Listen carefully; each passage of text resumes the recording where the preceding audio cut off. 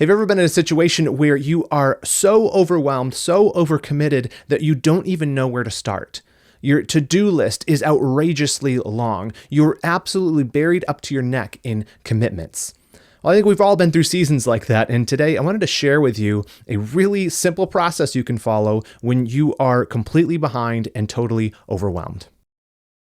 Well, welcome to the Redeeming Productivity Show. My name is Reagan Rose. I help Christians get more done for the glory of God.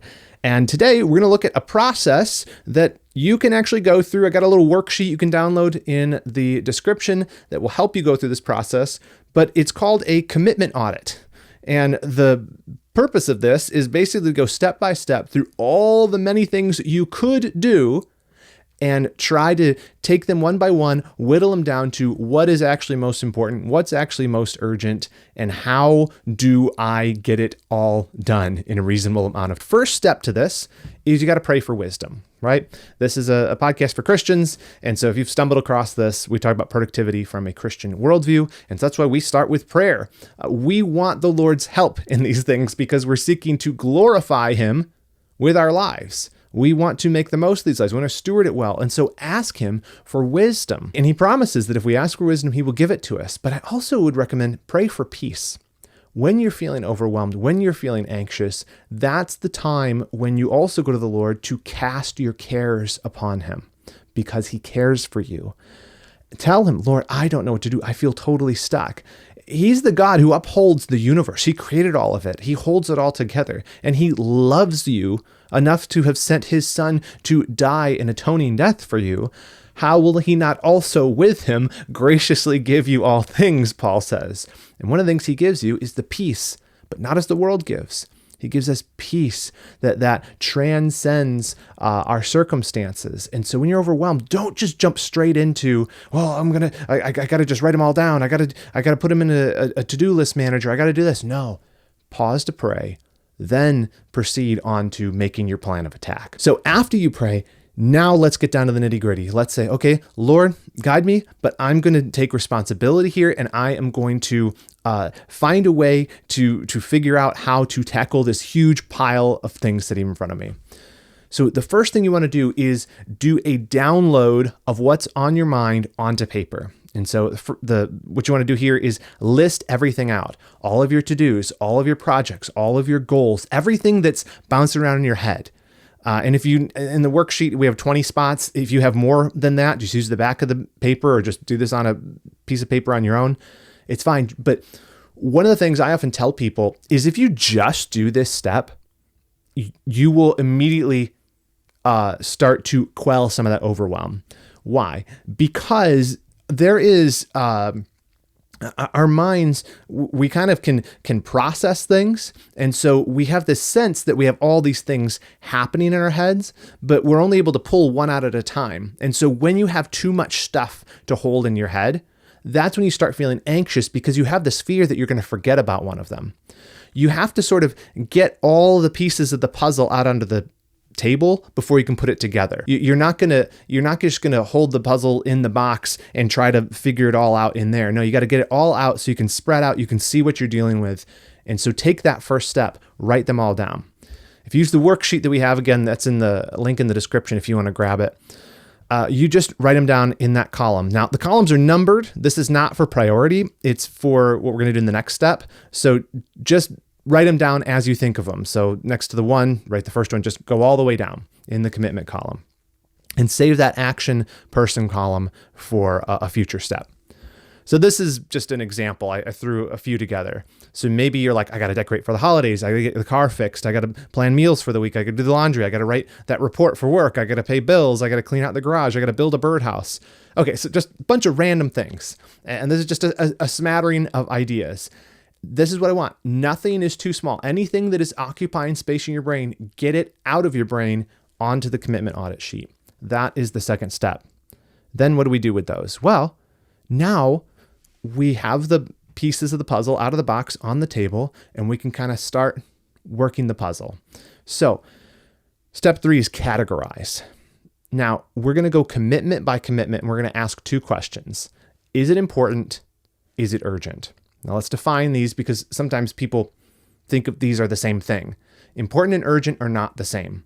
Important means, does this contribute to my long-term goals or long-term goals of my family, or if you work for somebody, long-term goals of the company, right? That's what important is. It's a judgment about the value of that judged against the long-term goals. Urgent is different. That is, does this require immediate attention? Is there someone waiting on this? Is there a deadline? That sort of thing. And what happens is when we don't live by priority, we end up in what people call the tyranny of the urgent. You are constantly under the gun, constantly feeling like you got to quote unquote put out fires. And that is usually people who are in this spot where they're feeling totally behind, completely overwhelmed. That's usually where you are right now. You're living under the tyranny of the urgent. And you want to get out of that and actually judge things in terms of both urgency and importance so that you can make a plan of attack.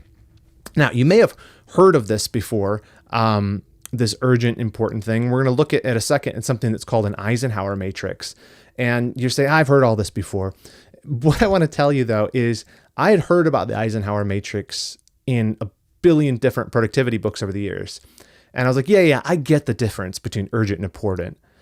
But let me ask you this. Have you ever actually systematically gone through and used that? Like sometimes you might say, oh, this thing I'm doing is urgent, but not important. But have you gone commitment by commitment and actually used the Eisenhower matrix to determine importance and urgency and then organized your tasks accordingly? Most of us have not.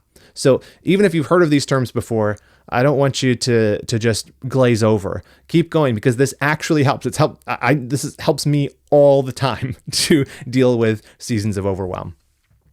Okay, and so here's how we're going to do this. In the sheet, you've written down those commitments. Now here's where the numbers come in. You're going to copy those numbers over to the corresponding box, right? So we have these different numbers. I only have 8 in my example here, but you're going to copy them over to the corresponding box based on your answers to those questions. Is it urgent? Is it important, right? So let's just do a couple examples here. So if you look at the box, it's a matrix. Again, this is what's called the Eisenhower matrix, where on the left side you have, this is not important, this is important. On the top you have urgent, not urgent, right? And so if you ask the questions, you might say, okay, what do we say? For decorate for the holidays, that's number 1. We would ask, okay, is this urgent? We'd say, I don't think it's actually urgent. And so we'd put it in box 2, or on the second side, the right side. I don't think it's urgent because I can do this next week. And nothing's going to fall apart if I don't decorate for the holidays today, right? So maybe this isn't urgent. Is it important? Yeah, it is important. I want to serve my family. I want to make sure that the house is nice and enjoyable, and we're having company over for so it's important, but it's not urgent. And so that goes in that top right box. It's not urgent, but it is important, right? Another example, we said with number 2, get the car fixed. Okay, so where would that one go? Number 2 is get the car fixed. Is that important? Yeah, we need a car. Is it urgent? Yeah, we need a car. So that goes in that first top left box, the urgent and important box. And you go round and round all the way through them. So what about number 6? Pay the bills, right? And this is just, each month you got to pay all your bills. Is that important? You could argue, yeah, it's important because you have to pay the bills, but it's not that you're not going to do it. It's the question of, do you need to do it today, right now? And you might say, this is not important in the grand scheme of all of the stuff I need to be doing. And so I'm going to say, no, that's not important compared to long-term goals. But is it urgent? Yeah, because they're going to shut off your power, right? You got to pay the bill. So you're going to put it in the bottom left column. And so that goes down there. It's not important, but yes, urgent. Now, what about number 7? Clean out the garage. Is that important? Not really. I don't need to clean out the garage. It's something I want to do. Is that urgent? No, I don't have to do that right now. So you put it in the bottom right box, which is not urgent, not important. Okay, so we've put a few in each of the boxes, right? And your answers might be different than mine, but ask those questions and then write the corresponding number in the boxes so that everything's matched up with a box, okay? And then you'll notice that each of the boxes is labeled do, delay, delegate, delete. And try as you're copying the numbers over to ignore those words in the boxes, the do, delay, delegate, delete, just because I think it's helpful to have a layer of obfuscation. I'm just trying to answer the question, important versus urgent. And then I want to ask, okay, based on what I said about them, what does that mean I have to do with them? So that's why I like to ignore the words at the first go. But you will notice them: do, delay, delegate, delete. And so here is where you're going to actually start sorting things. So in step 4, let's deal with the deletes. Okay, so we moved over, I think it was number 7 and 8 to our box, and we said, hey, these ones are not important and they're not urgent. Do you know what you do with tasks that aren't urgent or important? You get rid of them. Every item in the delete quadrant, cross it off your commitment list. You say, well, what if I need to think about it later? What if I need to think about it later? It will come back to you. You've got enough to deal with. Just cross it off the list. Ignore it. Then you want to move on to step 5, which is delegate. So the delegate box are things that are not important, but they are urgent, right? So they're not important. They don't contribute to long-term goals, but they are urgent. For every item in the delegate quadrant, you want to put the name of someone to whom you could hand this commitment off to, and you're going to put that in the action/person column. And now if you have no one to delegate that to, I totally get it. That's okay. You know, if you're a homemaker or retiree, you're like, who am I supposed to hand this to? I don't have anyone who works under me or something like that. That's all right. Maybe you can hand it to a spouse, right? So maybe pay bills, for example. You're like, hey, I can't do this, but my husband can do it. Or I can't do this, but my wife can do it. Hand it off to them and say, hey, I've got too much to do. We're decorating for the holidays. Like, can you take care of this thing that I normally do? And they'll be happy to help, hopefully. And if you cannot think of someone, you're like, I can't hand this off. Well, then we're going to shove this one over to what we're going to do in step 6. So we'll leave it on the list. Don't cross it off yet. But if you have ones that you said, hey, that's a delegate, but I can't delegate it, just leave it on the list for now. And we'll deal that with number 6. So the 6th step is we're going to deal with everything in the delay box, right? These are things that are not urgent, but they are important. So that means they contribute to long-term goals. You want to do them so that you can keep going where you want to be going, but they're not urgent. There's no deadline on this. What do you do with that? Delay it. If you're overwhelmed, you've got too much going on, you don't have time for the non-urgent stuff, right? You want to do the stuff that is urgent and important. That's what needs to be prioritized. So let's kick the can down the road a little. Every item in that fell into that delay box, you put that on your calendar, move it over, and then cross it off your commitment list. And you can be arbitrary. Say, okay, I just need to be reminded of this tomorrow. I want to be reminded of this in a week. I don't need to deal with this for 3 months. Put it on the calendar with a reminder. What's that going to do for you? Well, you're going to have confidence that it's off my mind and it's in a safe place where I am going to be reminded when I need to be reminded. And that will hopefully let your mind sort of let it go. And then you start to feel a little less of that overwhelm, a little less of that stress, because it's somewhere safe. You're going to be reminded when you need to hear about it. So in ours, we had number 1 and number 5, decorate for the holidays and write a report. We said, yeah, that's important, but it's not urgent. And so we're going to say, all right, let's put those on a calendar reminder. And so you can make multiple reminders, or you can say, hey, I'm just going to kick these all down the road a week or something and put them on a single reminder. That's fine too. Again, here's where digital tools are helpful. If you keep a digital calendar, then turn on that alert button or the reminders button so that it actually goes, bloop, hey, you said you were going to do this today. And then you can not think about it anymore. Once that's done, cross those off the list, just like you did with the deletes. They're dealt with because they're now future use problem. Okay, already the list is looking a lot shorter. We had 8. Now we have 4 left? That's awesome. That's really awesome. And that's the real power of doing this. And speaking of do, that's the step 7. After you've dealt with delete, delegate, delay, now we're left with only stuff that was urgent and important. This is the priorities. These are the things that you actually should be focusing on. And this little exercise, which shouldn't take you more than 10, 15 minutes, will give you the clarity and the confidence to know which things actually matter for me to do right now. What do you do with these? You can say, oh, I'll just do them.